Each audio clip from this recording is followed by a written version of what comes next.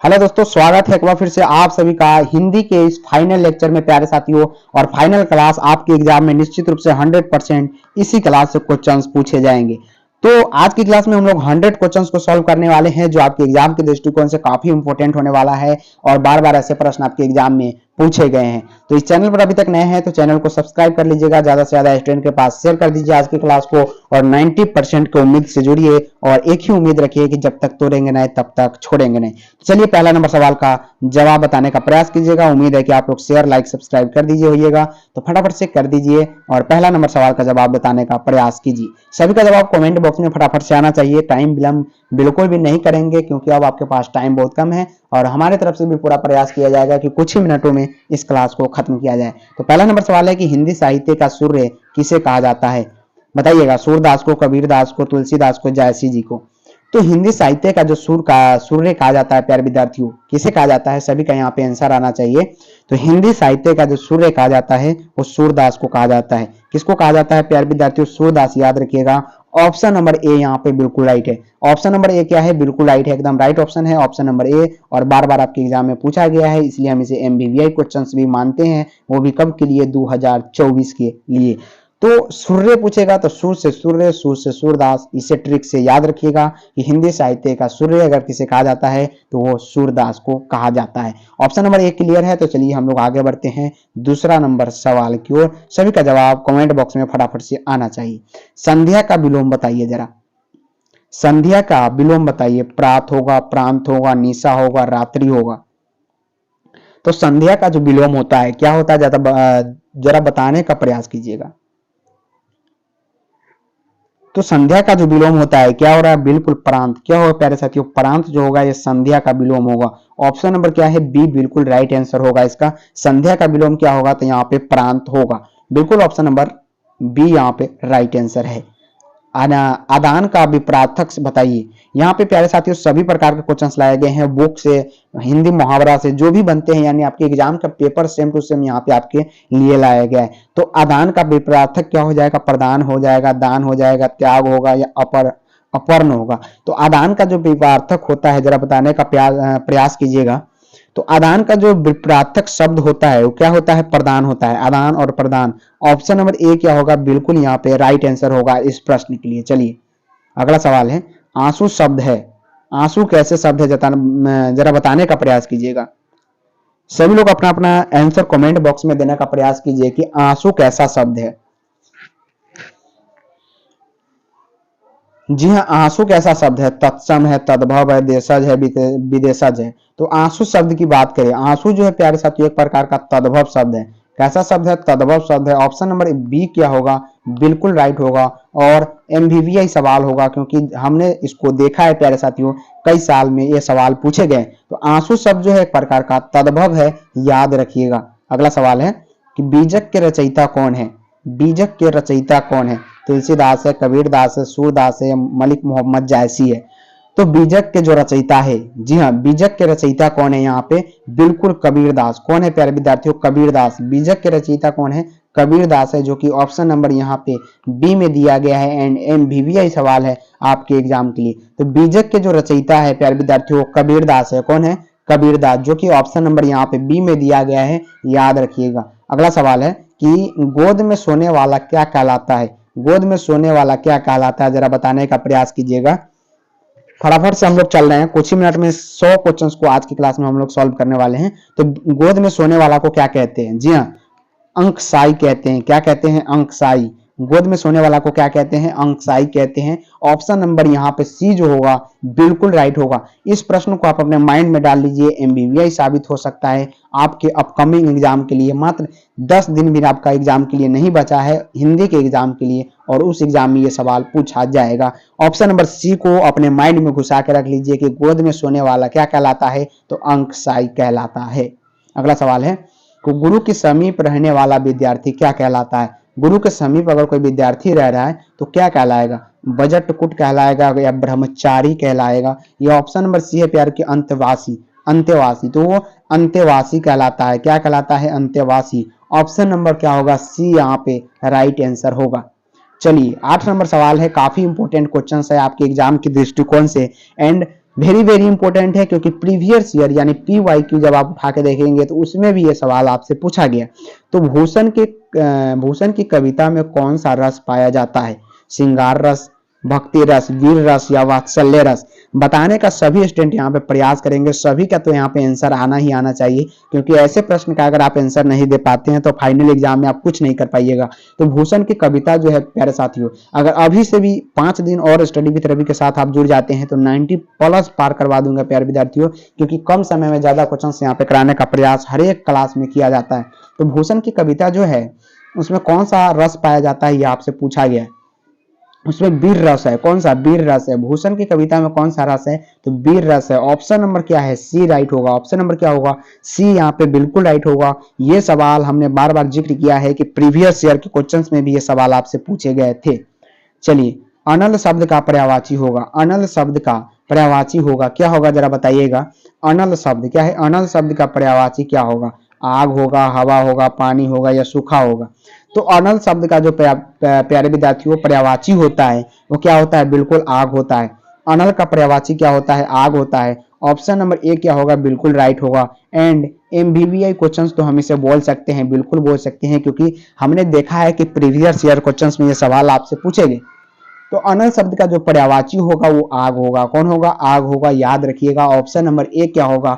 बिल्कुल राइट होगा। तो पूरी तरह से एकदम जोश और जुनून के साथ आज की क्लास को अटेंड करना है प्यारे विद्यार्थियों। लास्ट तक सभी क्वेश्चंस को देखना है। काफी इंपॉर्टेंट आज का क्लास आपके फाइनल एग्जाम के लिए होने वाला है। तो बिल्कुल घबराना नहीं है, सिर्फ स्टडी विथ रवि के साथ जुड़ के रहना है, और जब तक तोड़ेंगे नहीं तब तक छोड़ेंगे नहीं, एकदम दशरथ माझी बन के रहना है। तो आयुष्मान शब्द का पर्यायवाची होगा, जरा बताइएगा।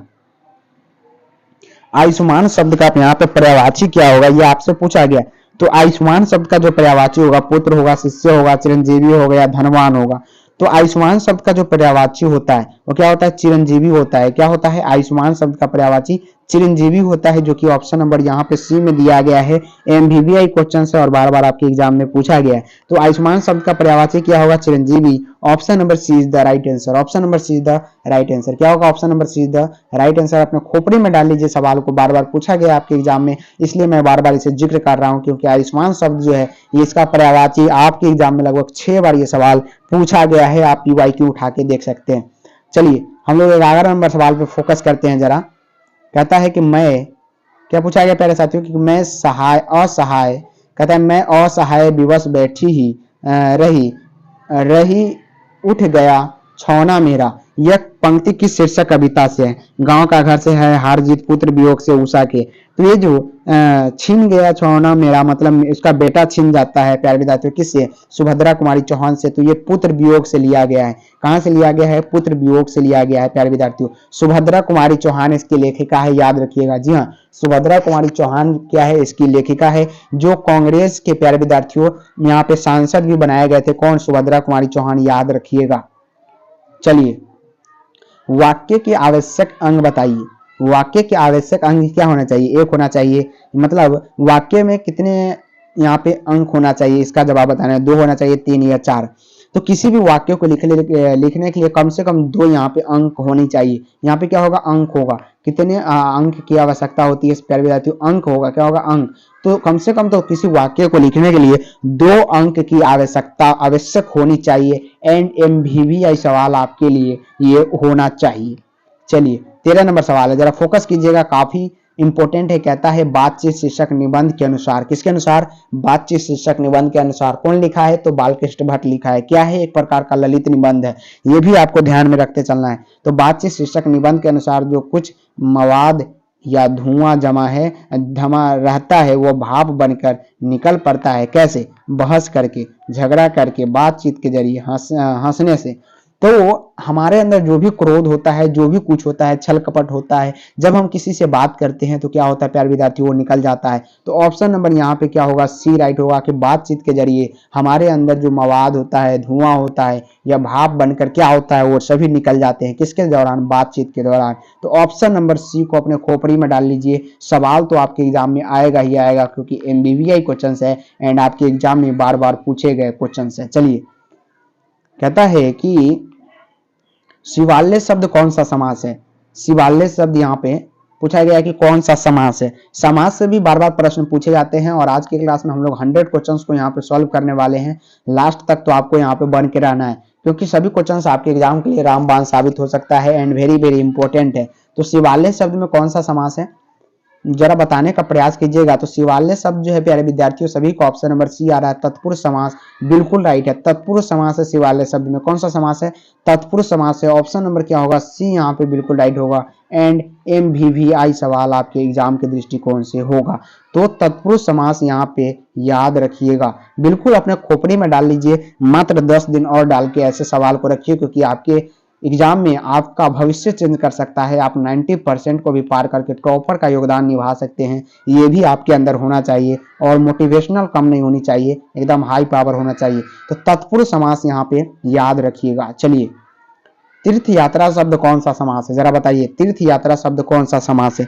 हो सकता है कि आज के क्लास से बहुत सारे क्वेश्चंस आपके एग्जाम में पूछा जाए, क्योंकि मैं बिल्कुल भी ऐसा नहीं बोलूंगा कि आज की क्लास में नहीं पूछा जाएगा, क्योंकि मैंने यहाँ पे लाया है 100% इंपॉर्टेंट क्वेश्चन और मुझे पूरा उम्मीद है कि आज की क्लास से ही सवाल पूछे जाएंगे। तो तीर्थ यात्रा शब्द कौन सा समास है जरा बताने का प्रयास कीजिए। बिल्कुल बिल्कुल तत्पुरुष समास है। क्या है? तत्पुरुष समास है। तीर्थ यात्रा कौन सा समास है प्यारे विद्यार्थियों? तत्पुरुष समास। ऑप्शन नंबर क्या है? सी एकदम राइट आ रहा है। ऑप्शन नंबर क्या आ रहा है? सी एकदम बिल्कुल राइट है। चलिए, मालती किस कहानी की पात्र है? मालती किस कहानी की पात्र है? मालती बताइएगा। सिपाही की माँ की है, रोज की है, तिरिच की है, गौरा की है? तो मालती जो है, जी हाँ, मालती किस कहानी का पात्र है? बिल्कुल बिल्कुल मालती रोज की है। किसकी? रोज की है। किसकी प्यारे विद्यार्थियों? रोज की। मालती किस कहानी के पात्र है? रोज कहानी के पात्र है। रोज की एक प्रकार का क्या है? एक प्रकार की कहानी है। ये भी आपको याद में रखना है, तो मालती याद रखिएगा। ऑप्शन नंबर यहाँ पे क्या होगा? बी बिल्कुल राइट होगा। And very very important question है ये, आपके एग्जाम में निश्चित रूप से पूछे जाएंगे। 2024 के लिए विशेषकर ऐसे सवाल इंपॉर्टेंट माने जाते हैं कि मालती किस कहानी के पात्र है? तो रोज की है। रोज एक प्रकार का क्या है? तो कहानी है। ये भी याद रखिएगा। 17 नंबर है कि अंकुरित शब्द में प्रत्यय बताइए। प्रत्यय बताना है, उपसर्ग नहीं, यहाँ पे प्रत्यय बताना है कि अंकुरित। रित क्या आ रहा है यहाँ पे? प्रत्यय क्या आ रहा है? जरा फोकस कीजिएगा सवाल पे। तो यहाँ पे अ है, रित है या इत है, तो अंकुरित। इत का उच्चारण हो रहा है लास्ट में, तो यहाँ पे क्या होगा? ऑप्शन नंबर यहाँ पे सी राइट होगा। ऑप्शन नंबर क्या होगा? सी यहाँ पे बिल्कुल राइट आंसर होगा। चलिए, हास्यपाद शब्द में प्रत्यय बताइए। हास्यपाद शब्द में प्रत्यय यहाँ पे बताना है आपको। हास्यपाद शब्द में प्रत्यय बताना है, बताइए। हास्यपाद, हास्यपद, हास्यपद क्या होगा? हास्य या पद, यशपद होगा या आपस्पद होगा, यशपद होगा या द होगा? प्रत्यय पूछा गया है, तो इसमें जो प्रत्यय होगा आस्पद होगा। क्या होगा? हास्यपद, यानी आ का उच्चारण आ रहा है, तो आस्पद। ऑप्शन नंबर डी क्या होगा? बिल्कुल राइट होगा। एंड MVVI साबित हो सकता है, क्योंकि ये जो है यहाँ पे थोड़ा कठिन शब्द दिया गया है और प्रत्यय पूछा गया है, तो ये निश्चित रूप से आपके एग्जाम में पूछा जा सकता है आपको कंफ्यूज करने के लिए। चलिए, 19 नंबर सवाल है, जरा ध्यान दीजिएगा, फोकस कीजिएगा। इंपॉर्टेंट क्वेश्चन है आपके एग्जाम के दृष्टिकोण से। कहता है ओ सदा निरा शीर्षक पाठ किस विद्या के अंतर्गत आता है? मतलब ओ सदा निरा जो है शीर्षक पाठ के अनुसार एक प्रकार का क्या है? निबंध है, कहानी है, कविता है, नाटक है? तो ओ सदा निरा जो है शीर्षक पाठ के अनुसार एक प्रकार का क्या है? तो एक प्रकार का निबंध है। एक प्रकार का क्या है? निबंध है। ओ सदा निरा एक प्रकार का क्या है? निबंध है। अपने माइंड को खोलिए और डालते चलिए सभी क्वेश्चंस को। MVVI सवाल है और निश्चित रूप से आपके एग्जाम में पूछे जाएंगे, ये भी आपको याद में रखना है। 20 नंबर सवाल है आपके एग्जाम के दृष्टिकोण से काफी ये भी इंपॉर्टेंट है। कहते रोटी मत खाओ क्योंकि वह जलती है। रोटी मत खाओ क्योंकि वह जली है, कौन स्वरनाम है? रोटी मत खाओ क्योंकि वह जली है, तो इसमें स्वरनाम आपसे पूछा गया। स्वरनाम जो होता है निश्चयवाचक है। निश्चयवाचक है कि रोटी क्या है? जल गई है, तब वो बोल रही है कि रोटी मत खाओ, क्योंकि रोटी तो पहले उनको पता है कि जल गई है। तो एक प्रकार का क्या है? निश्चयवाचक सर्वनाम है, जो कि ऑप्शन नंबर यहाँ पे सी में दिया गया है। चलिए, अगला सवाल है कि वह कौन है? वह कौन है जो परा रो रहा है? जो बड़ा रो रहा है यहाँ पे होगा, जो बड़ा रो रहा है किस स्वरनाम का उदाहरण है? वह कौन है जो बड़ा रो रहा है, या किस स्वरनाम का यहाँ पे उदाहरण है? ये आपसे पूछा गया। तो ये जो स्वरनाम है ये संबंधवाचक है। संबंध बता रहा है यहाँ पे, तो संबंधवाचक है, जो ऑप्शन नंबर यहाँ पे क्या होगा? बी बिल्कुल राइट आंसर होगा। चलिए, 22 नंबर सवाल है, काफी इंपॉर्टेंट क्वेश्चन है आपके एग्जाम के दृष्टिकोण से। कहता है वसुंधरा भोगी मानव। वसुंधरा भोगी मानव और धर्माधर मानव एक ही सिक्के के दो पहलू है। यह पंक्ति किसके द्वारा लिखी गई है? बताइएगा। उदय प्रकाश के द्वारा, जे कृष्णमूर्ति के द्वारा, मलियाज के द्वारा, जगदीश चंद्र माथुर के द्वारा। तो ये जो यहाँ पे लिखा गया पंक्ति है प्यारे विद्यार्थियों, ये जो है जगदीश चंद्र माथुर के द्वारा लिखा गया है। किसके द्वारा लिखा गया है? जगदीश चंद्र माथुर, जो कि ऑप्शन नंबर डी में है। याद रखिएगा, एमवीवीआई क्वेश्चंस के लिस्ट में ये भी सवाल आता है।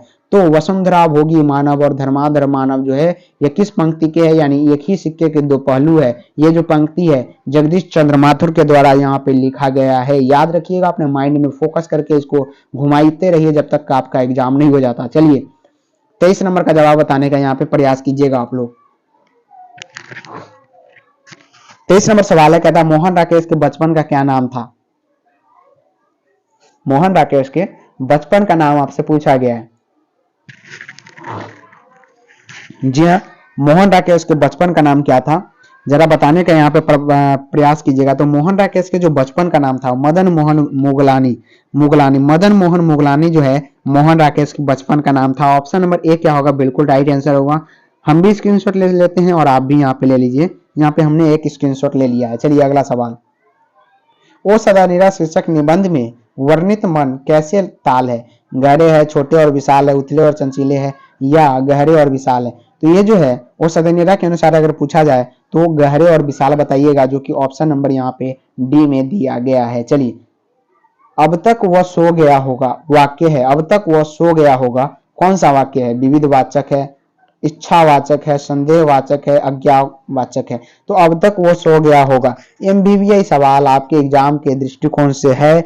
लास्ट तक हम बोल रहे हैं सभी क्वेश्चंस, जो भी 100 क्वेश्चंस आज की क्लास में लाया गया है काफी इंपॉर्टेंट है एंड डायरेक्ट हिट करेगा आपके सवाल में। तो वो अब तक वो सो गया होगा, इसमें कौन सा वाक्य है? तो वाक्य जो है प्यारे विद्यार्थी इसमें कौन सा है? बिल्कुल संदेहवाचक है, संदेशवाचक है। ऑप्शन नंबर क्या होगा? बिल्कुल सी सभी का एकदम राइट आंसर है, ऑप्शन नंबर सी। चित्ररेखा किस कवि की रचना है? जरा बताने का प्रयास कीजिएगा कि चित्ररेखा जो है किस कवि की रचना है। जायसी की है, मुक्तिबोध की है, जयशंकर प्रसाद की है, रघुवीर सहाय की है। तो चित्ररेखा जो है किस कवि की रचना है यहाँ पे बताइएगा। तो ये जो है जायसी की है। किसकी है प्यारे विद्यार्थियों? जायसी की है। चित्ररेखा किस कवि की रचना है? तो जायसी की है। ऑप्शन नंबर ए क्या होगा? बिल्कुल राइट होगा और एमवीवीआई क्वेश्चन है आपके एग्जाम के लिए। तो चित्ररेखा याद रखिएगा किस कवि की रचना है? मलिक मोहम्मद जायसी। ऑप्शन नंबर ए क्या होगा? बिल्कुल राइट आंसर होगा इस प्रश्न के लिए। बिल्कुल सभी का ऑप्शन नंबर ए आ रहा है, बिल्कुल यहाँ पे राइट है। हिंदी साहित्य में गजानन माधव मुक्तिबोध का उदय कैसे कवि के रूप में हुआ है? तो गजानन माधव मुक्तिबोध का जो यहाँ पे जन्म जो है कैसे कवि के रूप में हुआ था, जरा बताने का प्रयास कीजिएगा। तो सभी का प्रयोगवादी आ रहा है, बिल्कुल ऑप्शन नंबर ए राइट हो जाएगा। प्रयोगवादी बिल्कुल आना ही चाहिए सभी स्टूडेंट का। चलिए, हाथ का मैल होना, हाथ का मैल होना मुहावरे का अर्थ क्या होता है? हाथ का मैल होना है मुहावरे का अर्थ पूछा गया। मुहावरा से एक क्वेश्चन निश्चित रूप से आपके एग्जाम में पूछे जाएंगे ही जाएंगे। तो हाथ का मैल होना मतलब क्या होता है, जरा बताइएगा। तो तुच्छ होना क्या होता है? तुच्छ होना। ऑप्शन नंबर क्या होगा? बिल्कुल सी राइट होगा। क्या होगा? तुच्छ होना, जो कि ऑप्शन नंबर यहाँ पे सी में दिया गया है। तूती बोलना मुहावरे का अर्थ, काफी बार ये मुहावरा आपके एग्जाम में पूछा गया है and very very important, very very important. ये क्या हो सकता है आपके एग्जाम के दृष्टिकोण से क्वेश्चन साबित हो सकता है। तो तूती बोलना मुहावरे का जो यहाँ पे अर्थ होता है बदल जाना, धाक जमाना, दुखी होना, आवाज बिगड़ जाना। तो तूती बोलना मुहावरे का जो यहाँ पे अर्थ होता है उसका अर्थ क्या होता है प्यारे विद्यार्थियों? क्या होता है? सभी का ऑप्शन नंबर बी आ रहा है, धाक जमाना। मतलब कहते हैं कि वहां की आदमी का तूती बोलता है, मतलब धाक जमाता है, सभी को डराए हुए रहता है। तो ऑप्शन नंबर यहाँ पे बी राइट होगा। धाक जमाना ही तूती बोलने मुहावरे का अर्थ होता है। ऑप्शन नंबर क्या होगा? बिल्कुल बी राइट होगा और फाइनल एग्जाम के लिए काफी इंपॉर्टेंट साबित आपके लिए एग्जाम के लिए हो सकता है। ज्ञानेंद्र पति बिहार लोकसभा आयोग द्वारा चयनित होकर किस पद पर पदस्थापित हुए? तो ज्ञानेंद्र पति जो है बिहार से रिलेटेड थे और किस पद पर यहाँ पे स्थापित हुए थे? तो ये कारा अधीक्षक के रूप में काम करते थे बिहार के लिए। क्या थे? बिहार के कारा अधीक्षक थे। तो ऑप्शन नंबर क्या होगा? बिल्कुल बी राइट होगा। चलिए, 31 नंबर सवाल है, काफी इंपॉर्टेंट क्वेश्चन है। आपसे पूछा जा रहा है, क्या पूछा जा रहा है कि आपको क्या चाहिए? वाक्य है, आपको क्या चाहिए? कैसा वाक्य है? जरा बताने का प्रयास कीजिएगा कि आपको क्या चाहिए। तो ये जो वाक्य है एक प्रकार का प्रश्नवाचक है। हम किसी से पूछते हैं कि आपको क्या चाहिए, मतलब हम उससे प्रश्न कर रहे हैं, वो मुझे बताएगा कि मुझे ये चाहिए, मुझे वो चाहिए, तो ये प्रश्नवाचक है, ऐसे चिन्ह भी लगा हुआ है, तो आप डायरेक्ट मार सकते हैं प्रश्नवाचक। इस प्रकार के क्वेश्चन एक आपको मिल ही जाएगा जो लल्लू सा सवाल है और आपको 1 नंबर तो पक्का दिला देगा और यही सवाल आपके 90% को भी पार कराएगा, ये भी याद रखिएगा। चलिए, आपकी यात्रा मंगलमय हो, कौन सा वाक्य है? आपकी यात्रा मंगलमय हो, ये कौन सा वाक्य है? संदेहवाचक है, इच्छावाचक है, विविधवाचक है, प्रश्नवाचक है। 4 ऑप्शन इसी प्रकार आपके एग्जाम में मिलेगा और आपको राइट आंसर यहाँ पे चूज करना है कि आपकी यात्रा मंगलमय हो, ये कौन सा वाक्य है? तो आपकी यात्रा मंगलमय हो, ये जो वाक्य है एक प्रकार का इच्छावाचक है, एक प्रकार का इच्छावाचक है, जो कि ऑप्शन नंबर बी राइट है। यानी अपनी इच्छा को प्रकट कर रहे हैं कि आपकी यात्रा मंगलमय हो। ऑप्शन नंबर यहाँ पे क्या होगा? बिल्कुल बी राइट होगा। बी क्या होगा? 100% राइट होगा और 100 क्वेश्चंस का यह सोल्यूशन 100% आपके एग्जाम में लाभदायक साबित होगा। 33 नंबर है कि किनका लेखन विकसित या विकासशील दुनिया तथा अविकसित अफ्रीका के बीच की दूरी दिखाता है? ये किसका है बताइएगा जरा। 33 नंबर सवाल, मोसापा, लोपेज, चेखव, मलेज। तो सभी का लोपेज आ रहा है, बिल्कुल राइट है। ऑप्शन नंबर यहाँ पे बी, ऑप्शन नंबर बी क्या होगा? 100% राइट आंसर होगा। चलिए, अदरक शब्द है, अदरक कैसा शब्द है जरा बताइएगा। अदरक कैसा शब्द है जरा बताने का प्रयास कीजिए। स्त्रीलिंग है, पुल्लिंग है, उभयलिंग है, इनमें से कोई नहीं है। तो अदरक जो है यहाँ पे कैसा शब्द है? बिल्कुल पुल्लिंग है। अदरक एक प्रकार कैसा शब्द है? पुल्लिंग है, जो कि ऑप्शन नंबर बी में दिया गया है। कैसा प्यारे विद्यार्थियों? पुल्लिंग है। क्या अदरक? अदरक एक प्रकार का कैसा है? तो पुल्लिंग है। चलिए आगे हम लोग बढ़ते हैं। गुस्सा शब्द है, गुस्सा कैसा शब्द है जरा बताने का प्रयास कीजिएगा। सुपर फास्ट क्लास का 35 नंबर सवाल है और हम लोग फटाफट से चल रहे हैं, बिल्कुल उम्मीद के साथ कि आप लोग सभी क्वेश्चंस को लगातार पढ़ रहे हैं। तो गुस्सा शब्द जो है एक प्रकार का कैसा है?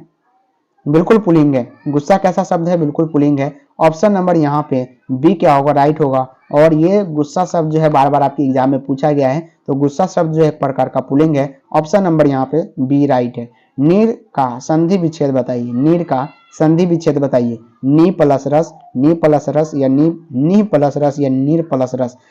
तो नीरस का जो संधि विच्छेद होगा क्या होगा?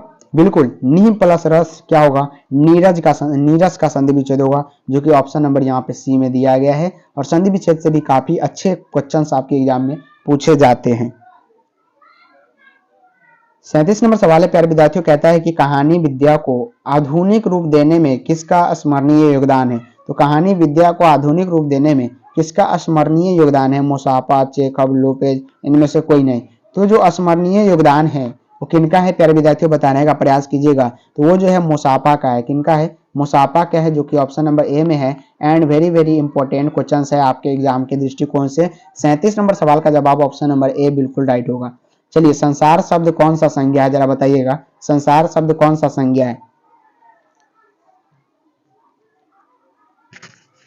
बिल्कुल सभी का यहाँ पे आंसर आना चाहिए। संसार शब्द कौन सा संज्ञा है? व्यक्तिवाचक, 100% राइट आंसर है। व्यक्तिवाचक संज्ञा है। संसार कैसा कौन सा संज्ञा है? तो व्यक्तिवाचक है। 38 नंबर सवाल का जवाब ऑप्शन नंबर यहाँ पे क्या होगा? सी बिल्कुल राइट आंसर होगा। चलिए, 39 नंबर है कि अंत्योदय चेखव की कहानी है। अंत्योदय चेखव की कहानी कौन सी है? क्लर्क की मौत है या पेशगी है, रस्सी का टुकड़ा है, इनमें से कोई नहीं। तो अंत्योदय चेखव की जो कहानी है, क्या रहा है सभी का आंसर यहाँ पे? 39 नंबर सवाल का जवाब क्या आ रहा है? बिल्कुल क्लर्क का मौत जो है ये कैसा है? अंत्योदय चेखव की कहानी है। किसका है? क्लर्क का मौत, अंत्योदय चेखव, जो कि ऑप्शन नंबर यहाँ पे किसमें दिया गया है? ए में दिया गया है। एंड काफी इंपॉर्टेंट क्वेश्चन है कि अंत्योदय चेखव की कहानी क्या है? तो क्लर्क की मौत है। 39 नंबर सवाल का जवाब क्या होगा? बिल्कुल ऑप्शन नंबर ए होगा। चलिए, गीदड़ भिवकी देना मुहावरे का अर्थ क्या होता है? गीदड़ भिवकी देना हम बोलते हैं गांव घर में जो मुहावरा, उसका अर्थ यहाँ पे क्या होता है? तो उसका जो अर्थ होता है कि झूठा डरा दिखाना, मतलब झूठ का डर, अपने अंदर भी डर है लेकिन झूठ का हम लोग डर दिखा रहे हैं, उसी को कहता है गीदड़ भिवकी देना। ऑप्शन नंबर बी बिल्कुल राइट आंसर होगा। 41 नंबर सवाल है कि विद्यालय का संधि विच्छेद बताइएगा जरा। विद्यालय का संधि विच्छेद क्या होगा? काफी बार ये संधि विच्छेद आपके एग्जाम में पूछे गए हैं, निश्चित रूप से 2024 में भी पूछा जाएगा। तो विद्यालय का जो यहाँ पे संधि विच्छेद होता है, जी हाँ बिल्कुल, विद्या जोड़ आलय, विद्या जोड़ आलय ही विद्यालय का क्या है? राइट संधि विच्छेद है। ऑप्शन नंबर बी बिल्कुल राइट है और बार बार आपके एग्जाम में पूछे गए हैं। विद्या जोड़ आलय जो आलय है यही विद्यालय का राइट संधि विच्छेद होगा। अगला सवाल है कि आप से बाहर होना मुहावरे का अर्थ जरा बताइएगा। आप से बाहर होना मतलब घर से बाहर हो जाना, भला बुरा न समझना, बहुत क्रोधित होना या व्यर्थ की बातें करना। तो आप से बाहर होना कहने का मतलब होता है मुहावरा के अनुसार कि बहुत क्रोधित हो जाना। आप से बाहर होना मतलब बहुत किसी बात के लिए क्रोधित हो जाना, उसी को हम लोग कहते हैं कि आप से बाहर हो जाना। यही मुहावरा है जो आपके एग्जाम में बार बार पूछे गए हैं। ऑप्शन नंबर यहाँ पे सी राइट होगा। चलिए, गांव का घर शीर्षक कविता किस कविता संग्रह से यहाँ पे ली गई है?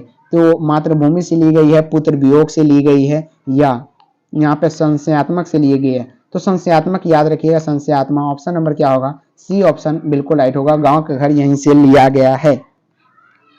सूरसागर के कवि है, सूरसागर के कवि है बताइएगा जरा। मातृभूमि है, सूरदास है, नावादास है, या कुंभन दास है? बिल्कुल आंसर राइट आना चाहिए कि सूरसागर के कवि कैसे है। बिल्कुल सभी का ऑप्शन नंबर बी आ रहा है, सूरदास। बिल्कुल सूरदास से सुर से सूरदास और सुर से सूरसागर के कवि माने जाते हैं सूरदास। ऑप्शन नंबर बी याद रखिएगा, काफी बार ये सवाल आपके एग्जाम में पूछे जा चुके हैं। सिपाही की माँ कहानी के कहानीकार कौन है? तो आपको पता होगा, मोहन राकेश। मोहन राकेश कौन है? सिपाही के माँ के कहानीकार है। कौन है प्यारे विद्यार्थियों? सिपाही के माँ के कहानीकार कौन है? तो मोहन राकेश है। याद रखिएगा, ये काफी इंपॉर्टेंट चैप्टर पड़ता है आपके एग्जाम के दृष्टिकोण से, और बार बार इससे प्रश्न उठते हैं। तो सिपाही की माँ की कहानी के कहानीकार कौन है पूछा जाएगा आपके एग्जाम के लिए। हाईलाइट क्वेश्चन ये रहता है, तो मोहन राकेश यहाँ पे याद रखिएगा। चलिए, वैद्य का विलोम बताइए। वैद्य का विलोम क्या हो जाएगा? नैवेद्य हो जाएगा, अवैद्य हो जाएगा, कुंवैद्य हो जाएगा, इनमें से कोई नहीं। वैद्य का विलोम क्या होगा जरा बताने का प्रयास कीजिएगा सभी स्टूडेंट। तो वैद्य का जो यहाँ पे विलोम होता है अवैद्य, क्या होगा? अवैद्य। ऑप्शन नंबर बी क्या होगा? बिल्कुल राइट होगा। वैद्य का विलोम क्या होगा? अवैद्य होगा। ऑप्शन नंबर बी क्या होगा? 100% राइट आंसर होगा। चलिए, नयन का संधि विच्छेद जरा बताइएगा। तो नयन का जो संधि विच्छेद होता है प्यारे बच्चों, ने जोड़ क्या होता है? ने जोड़ अयन। ने जोड़ यहाँ पे क्या होता है बताने का प्रयास कीजिएगा। ने जोड़ अयन अन होता है क्या? नयन का संधि विच्छेद। ऑप्शन नंबर ए यहाँ पे इस प्रश्न के लिए राइट होगा। चलिए, बातचीत शीर्षक के निबंधकार कौन है? तो हमने आपको बताया था एक प्रकार का ललित निबंध है, और इसके रचनाकार या निबंधकार कौन है? तो ये बालकृष्ण भट्ट है। किसने लिखा है बातचीत शीर्षक को? तो बालकृष्ण भट्ट ने लिखा है। याद रखिएगा, ऑप्शन नंबर बी राइट होगा। काफी बार इस चैप्टर से हाईलाइट क्वेश्चंस बनते हैं और बार बार पूछे जाते हैं। अगला सवाल है कि आनंदित में कौन सा प्रत्यय है बताइएगा। आनंदित में कौन सा प्रत्यय है? दित है, इत है, दित है, या इत है? तो आनंदित इत, कौन सा इत होगा जरा यहाँ पे बताने का प्रयास कीजिएगा। ये वाला या ये वाला, या ये होगा या ये होगा? तो 49 नंबर सवाल जो है आपको कंफ्यूज भरा सवाल है। तो आनंदित में जो यहाँ पे प्रत्यय है प्यारे साथी, ऑप्शन नंबर बी वाला होगा, इत होगा डायरेक्ट। क्या होगा? इत। तो ये आनंदित में क्या हो गया? प्रत्यय हो गया। ऑप्शन नंबर क्या हो गया? बिल्कुल राइट आंसर बी हो गया। चलिए, अगला सवाल है, काफी इंपॉर्टेंट क्वेश्चन हो रहा है जो आपके फाइनल एग्जाम में डायरेक्ट टच करेगा। तो लाइक शेयर सब्सक्राइब तो बनता है, फटाफट से लाइक कर दीजिए, शेयर और सब्सक्राइब ज्यादा से ज्यादा भाई बहन दोस्त जितने भी ग्रुप है सभी में करने का प्रयास कीजिए। हम लोग पहुंच चुके हैं 50 नंबर सवाल पे, और यहाँ पे सवाल पूछा गया है कि अक्ल का अंधा मुहावरे का अर्थ क्या होता है? तो मूर्ख होना होता है। अक्ल का अंधा किसको हम लोग बोलते हैं? मूर्ख। मूर्ख जो कुछ नहीं जानता उसको हम लोग क्या बोलते हैं? यहाँ पे अक्ल का अंधा बोलते हैं, जो मुहावरे के अनुसार बोलते हैं, लेकिन उससे क्या बोलते हैं? मूर्ख होना को बोलते हैं। बिल्कुल बिल्कुल 50 नंबर सवाल का जवाब ऑप्शन नंबर बी आ रहा है, 100% राइट आंसर है। 51 नंबर का जरा जवाब बताने का प्रयास कीजिएगा। पूछा गया है कि कौन सी रचना बालकृष्ण भट्ट की नहीं है? नहीं है पूछा गया है कि रचना जो है बालकृष्ण भट्ट की नहीं है। नूतन ब्रह्मचारी, 100 अजान एक सुजान, सद्भाव का अभाव, या परीक्षा गुरु? तो कौन सी ऐसी रचना है जो बालकृष्ण भट्ट की नहीं है? जी हाँ बिल्कुल, परीक्षा गुरु जो है, परीक्षा गुरु ये बालकृष्ण भट्ट की नहीं है। परीक्षा गुरु किसकी नहीं है? बालकृष्ण भट्ट की नहीं है। नूतन ब्रह्मचारी इन्हीं का है। 100 अजान और एक सुजान बालकृष्ण भट्ट का है। सद्भाव का अभाव भी इन्हीं का है। बट परीक्षा गुरु, जी हाँ परीक्षा गुरु ये बिल्कुल इनका बिल्कुल भी नहीं है। ऑप्शन नंबर क्या होगा? डी राइट होगा। भारतीय सिपाहियों का किसके साथ संघर्ष हुआ था?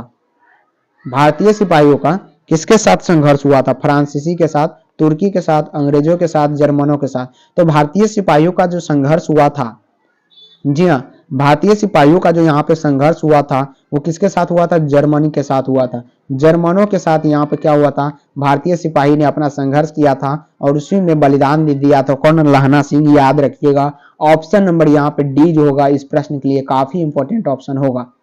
किस अस्पताल में दिनकर का निधन हुआ था? कौन से अस्पताल में यहाँ पे दिनकर जी का निधन हुआ था, ये सवाल आपसे पूछा गया। अपोलो अस्पताल, Shri Ram nursing home, Shri Ram nursing home, या PMCH पटना, या ब्लीडिंग नर्सिंग होम। तो जिसमें दिनकर रामधारी सिंह दिनकर जी का जो निधन हो गया था उस अस्पताल का नाम क्या है, ब्लीडिंग नर्सिंग होम। याद रखिएगा ऑप्शन नंबर डी है। बार बार आपके एग्जाम में ऐसे सवाल पूछे गए हैं। दिनकर को किस कृति पर भारतीय ज्ञानपीठ पुरस्कार प्राप्त हुआ? रामधारी सिंह दिनकर जी को किस कृति पर भारतीय ज्ञानपीठ पुरस्कार से सम्मानित किया गया? तो वो जो कृति था उवर्सी था, उवर्सी पर दिया गया था इनको भारतीय ज्ञानपीठ पुरस्कार। किसके लिए? उवर्सी के लिए, जो कि ऑप्शन नंबर यहाँ पे बी में दिया गया है। कौन सी रचना अज्ञेय की नहीं है, जरा बताइएगा। अज्ञेय की यहाँ पे कौन सी रचना नहीं है, ये पूछा गया। क्या है? नहीं है। इस पे तो आपको यहाँ पे क्या करना है, फोकस करना है, क्योंकि ये सवाल आपको कंफ्यूज करता है। तो कौन सी रचना अज्ञेय की नहीं है? अपने अपने की अंजना भी, भगन दूत, या एक बूंद सहसा उछली, या तिरिच। तो नहीं है से पूछा गया है कि कौन सी रचना अज्ञेय जी की नहीं है। तो जो है यहाँ पे ऑप्शन नंबर डी जो है तिरिच, ये इनका नहीं है, बिल्कुल यहाँ पे अज्ञेय जी का नहीं है। तिरिच किनका है आपको पता है, हमने क्वेश्चन इसका कराया है। आप लोग इसका आंसर बताने का प्रयास कीजिएगा। चलिए, कौन सा निबंध भगत सिंह का लिखा हुआ नहीं है? कौन सा निबंध है जो भगत सिंह का लिखा हुआ नहीं है, ये सवाल आपसे पूछा गया है। तो भगत सिंह का जो है नवरात्र नहीं है लिखा गया, अछूत समस्या लिखा गया है, सत्याग्रह और हड़तालें इन्हीं का है, मैं नास्तिक क्यों हूं इन्हीं का लिखा गया है, यानी भगत सिंह का। लेकिन नवरात्र जो है ये इनका नहीं लिखा गया है, याद रखिएगा। तीन कठिया प्रथा का संबंध किससे है? तो आपको पता है तीन कठिया प्रथा का जो संबंध है ये किससे है? बिल्कुल बिल्कुल सभी को ऑप्शन नंबर क्या आ रहा है, बिल्कुल यहाँ पे नील से। 100% राइट है। नील की खेती से तीन कठिया प्रथा का संबंध होता है। 58 नंबर है कि निम्नलिखित में से बिस्नी की पड़ोसन कौन थी? बिस्नी के जो पड़ोसन थी वो कौन थी? आभा थी, विमला थी, कुंती थी, माधुरी थी। तो बिस्नी के जो पड़ोसी थी आपको पता है कुंती थी, कुंती। बिल्कुल ऑप्शन नंबर क्या है, डी राइट है। बिस्नी के पड़ोसी कौन थी? कुंती था। ऑप्शन नंबर यहाँ पे क्या होगा, बिल्कुल सी राइट होगा। क्या होगा? सी राइट होगा। सभी का ऑप्शन नंबर सी आ रहा है। कौन सी पुस्तक नामवर सिंह की है, बताइएगा। नामवर सिंह की यहाँ पे कौन सी पुस्तक है? पीली छतरी वाला, लड़की, या पृथ्वी रासों की भाषा, या अंतराल, या न आने वाला कल।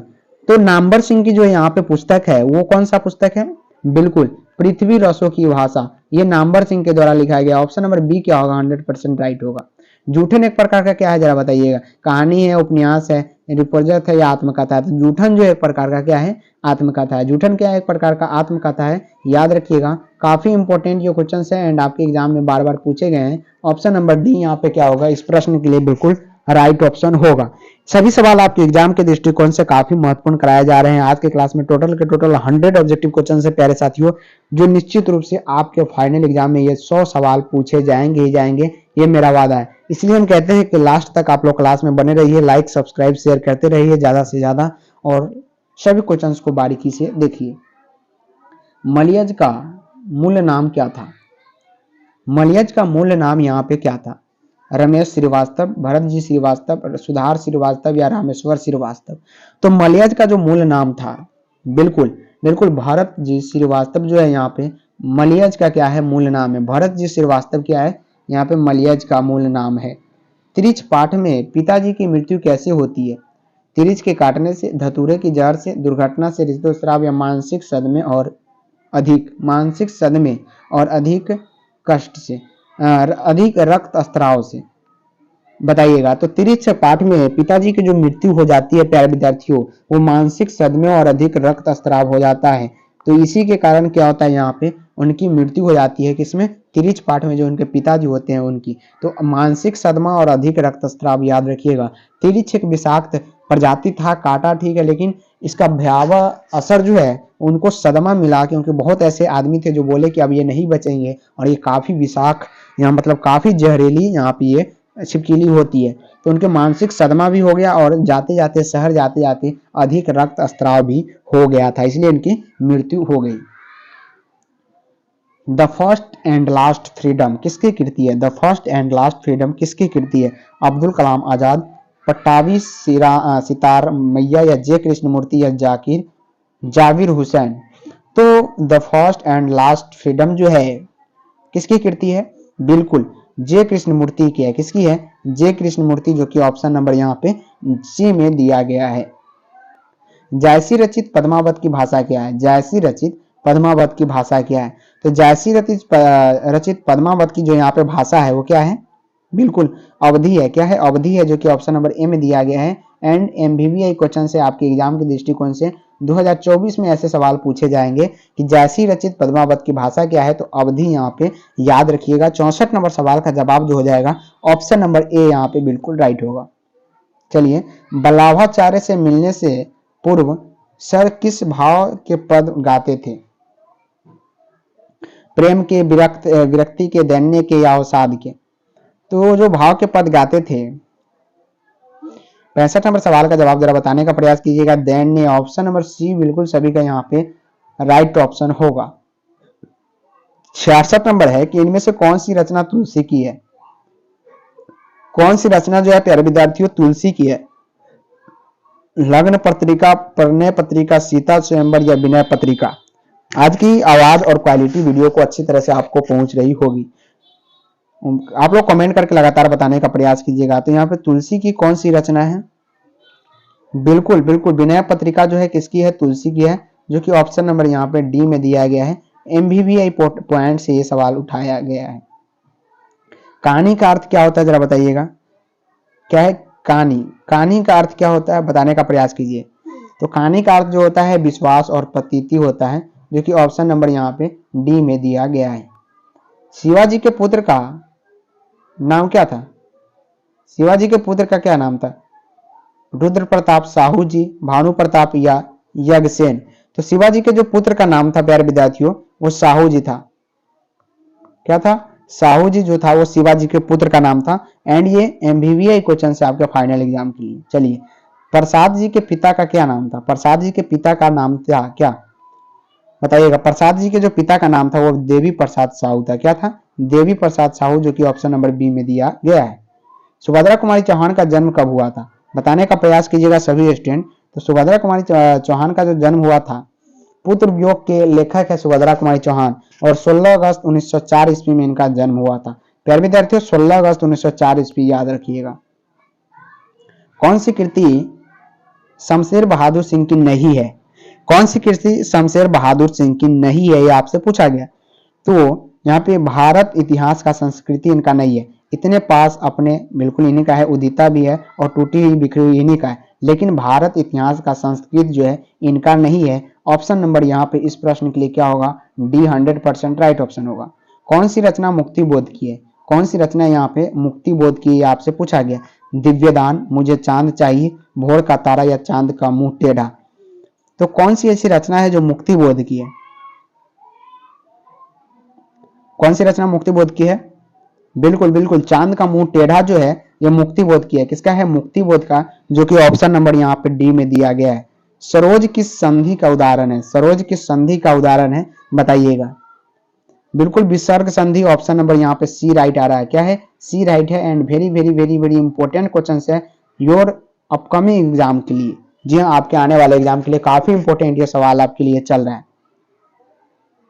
महेश का संधि विच्छेद क्या होगा?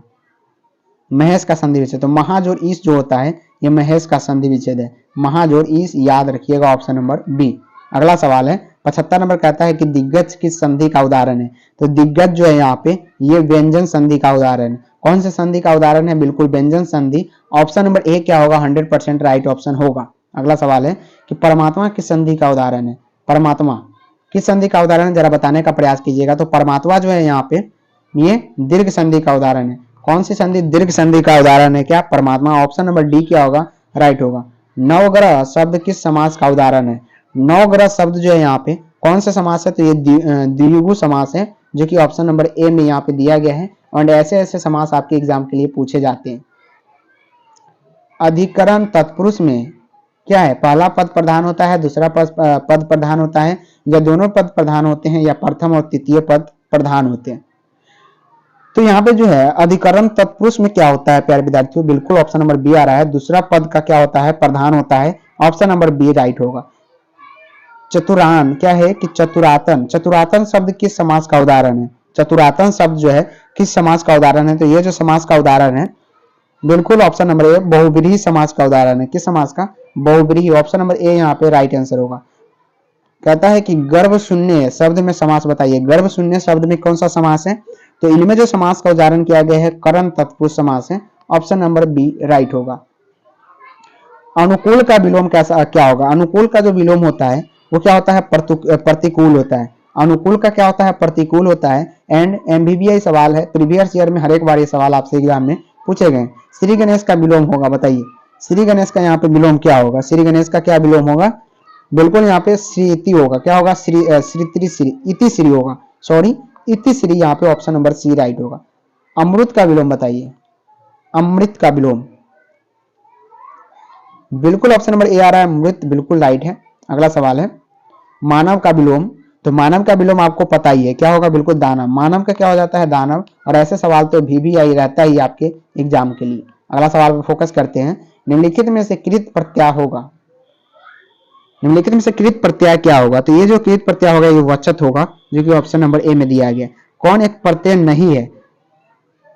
प्रत्यय इनमें से कौन नहीं हो सकता? तो यहाँ पे जो है ऑप्शन नंबर डी अनु जो है ये कभी भी प्रत्यय नहीं निकलता, क्योंकि ये एक शब्द बन रहा है। चलिए स्त्री प्रत्यय होगा। निम्नलिखित में से स्त्री प्रत्यय होगा कैसा? नशीला, भवदीय, भावुक, याचिका। तो स्त्री प्रत्यय जो होगा कैसा होगा जरा बताने का यहाँ पे प्रयास कीजिएगा। तो याचिका होगा, जो कि ऑप्शन नंबर यहाँ पे डी में दिया गया है। निम्नलिखित में से कौन सा शब्द प्रत्यय से बना है? कौन सा शब्द है जो प्रत्यय से बना है? पिकदान। पिकदान जो है एक प्रकार का क्या है? प्रत्यय से बना हुआ है। ऑप्शन नंबर क्या होगा? बी बिल्कुल यहाँ पे राइट आंसर होगा। इस प्रश्न के लिए याद रखिएगा। अगला सवाल है कि वारिद का पर्यायवाची है। वारिद का पर्यायवाची क्या होगा? तो वारिद का जो पर्यायवाची होता है वो बादल होता है। क्या होता है? बादल होता है। अगला सवाल है कि पति का पर्यायवाची नहीं है। तो पति का पर्यायवाची यहाँ पर क्या नहीं होता है? भावा होता है। भावा जो होता है ये नहीं होता है। बल्लभ इन्हीं का है, स्वामी और भर्ता भी कहते हैं पति को। चलिए अमीय का पर्यायवाची है। तो अमीय का पर्यायवाची क्या होगा? अमीय का जो पर्यायवाची होता है यहाँ पे सुधा होता है, जो कि ऑप्शन नंबर बी में दिया गया है। 92 नंबर है कि उड़न छू होना मुहावरे का अर्थ क्या होगा? तो उड़न छू होना मुहावरे का अर्थ यहाँ पे होता है, क्या हो जाता है? बिल्कुल संकट देखकर भागना। संकट देखकर भागना मतलब उड़न छू हो जाना, यानी तुरंत वहां से भाग जाना। ऑप्शन नंबर क्या होगा? बी बिल्कुल राइट आंसर होना। अगला सवाल है 93 नंबर कि कन्नी काटना मुहावरे काटना का अर्थ क्या होता है? कान काटना का अर्थ क्या होगा जरा बताइएगा।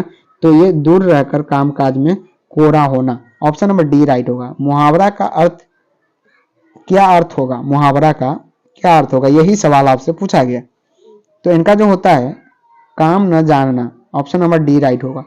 आरोग्य का पर्यायवाची नहीं है। आरोग्य का पर्यायवाची क्या नहीं है? तो बिल्कुल अरोगता नहीं होगा, न तो सेहत, स्वास्थ्य और तंदुरुस्ती जो होगा ये इनका है, बट ये नहीं है। अतनु का पर्यायवाची क्या है? अतनु का पर्यायवाची तो यहाँ पे बसंत, बिल्कुल ऑप्शन नंबर डी राइट है। अग्नि का सॉरी अनिल का पर्यायवाची है। तो अनिल का जो पर्यायवाची होता है वो पवन होता है, याद रखिएगा। 98 नंबर की निर्वाह में कौन सा उपसर्ग है? तो निर्वाह में जो उपसर्ग होता है प्यारे विद्यार्थियों, ऑप्शन नंबर सी नीर होता है, ये उपसर्ग होता है। और 99 नंबर सवाल है, सेकंड लास्ट क्वेश्चन है कि गमन शब्द को विपार्थक बनाने के लिए आप किस उपसर्ग का प्रयोग करेंगे? तो यहाँ पे आ का उपयोग करेंगे, आगमन। यहाँ पे जो उपसर्ग लगाएंगे आगमन, आ लगाएंगे जैसे ही और गमन ऐसे लगा देंगे तो आगमन एक शब्द बन जाएगा। तो ऑप्शन नंबर बी राइट हो जाएगा। और आज का लास्ट सवाल आपकी स्क्रीन के सामने काफी एमबीबीआई क्वेश्चन, संकल्प में कौन सा उपसर्ग है? तो यहाँ पे सम जो है इनमें उपसर्ग है। तो आप भी संकल्प ले लीजिए कि जब तक आप 90% के लिए योगदान निभाएंगे नहीं आपके हमारे साथ, तब तक आप 90% ला नहीं सकते। और लगातार आप लोग जुड़े रहिए 90% के लिए स्टडी विथ रवि के साथ। रोज का क्लास देखिए और बहुत सारे क्लास अपलोडेड हो चुके हैं।